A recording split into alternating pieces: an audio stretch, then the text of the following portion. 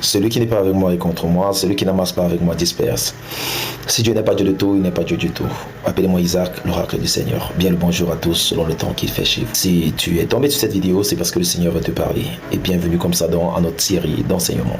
Je commencerai à illustrer mes propos par l'histoire. Vous connaissez l'histoire de la grenouille et du bœuf? Un jour, la grenouille rencontre le bœuf et il décide de vouloir ressembler au bœuf. Et il voit le bœuf avec le poil, la carrure, et il décide de prendre du poids pour devenir semblable à un bœuf. C'est comme ça qu'il commence à s'engraisser, s'engraisse quelques temps plus tard. Il explose et sa part est finie comme ça. La Bible dit dans le livre de Proverbes 16, le verset 18, que l'orgueil précède la chute ou encore la ruine, mais l'humilité précède la gloire. J'aimerais dire à quelqu'un qu'aujourd'hui je vais nous parler de l'humilité. Écoutez-moi, les choses bonnes, ça va arriver aux gens patients. Ne regardez pas les gens croître, avancer, devenir des personnes très influentes, vous les enviez. La hauteur réclame l'autel. L'autel, c'est l'autel qui propulse vers la hauteur. Et beaucoup de personnes ont choisi des autels qui ne sont pas des autels de Dieu. Vous savez, faites attention à ce que vos yeux voient et à ce que vos cœurs désirent, car ce que vous voyez peut devenir un gros pied d'achoppement sur vous.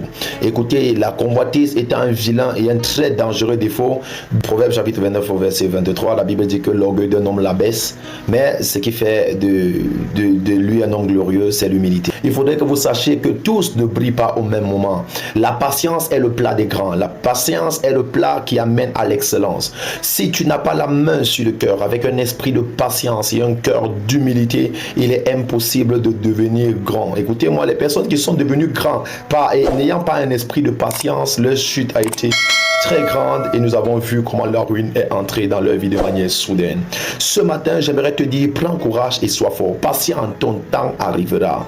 Écoutez-moi, les gens qui ont pris l'ascenseur ont fini par, Néo a fini par couper le courant dans l'ascenseur et pour finir sont morts asphyxiés. Mais les gens qui ont pris les escaliers, qu'importe le temps que cela peut mettre, souviens-toi que tu finiras par arriver.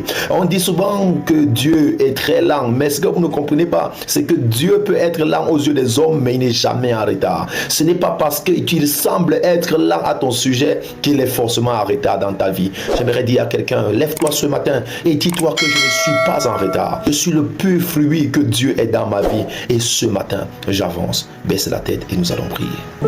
Et répète après moi, je te dis merci Seigneur, parce que je sais que tu n'es pas en retard dans ma vie.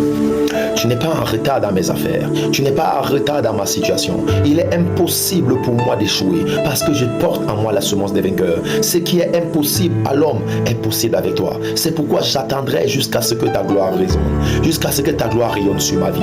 Je refuse la compromission. Je refuse de vendre mon corps pour un bien passager. Je refuse de vendre ma dignité pour quelque chose, pour un plaisir de quelques minutes. Seigneur, je reste patient. Je reste focus. Et je prie que dans cette patience, tu me brises. Tu me façonnes pour que dans la gloire, je ne tombe pas dans la suffisance. Seigneur, arrange mon cœur. Fais de moi un homme humble. Fais de moi un homme qui voit tout le monde comme mon semblable. Qui ne me fait pas regarder les autres comme étant petit. Père, au nom de Jésus, je colle ta parole. Je la sais dans mon cœur afin de ne pas pécher contre toi. Ne permets pas que je pêche contre toi. Fortifie-moi. Guide mes pas et fais de moi un vaillant héros pour l'œuvre à laquelle tu m'as appelé.